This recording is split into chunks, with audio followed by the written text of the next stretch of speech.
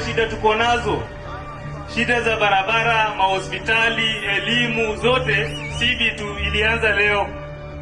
Mababu zetu walikuwa waking'ang'ania na mwishowe wakatupatia 2010 constitution. Na hii 2010 constitution ni one of the most elaborate constitution in the world. Na Kenya haitaki anything else. Kitu pekee tunataka kama nchi ni ukatiba. Tukipata ukatiba, elimu imepangwa vizuri, sustainable development imepangwa vizuri kwa constitution, maneno ya elimu, kila kitu tuko nayo. Ni wangapi wanataka change? Wale ambao wanataka mabadiliko. Wote. Kenya ni nchi tajiri. Shida ambayo tuko nayo ni wizi wa mali ya umma.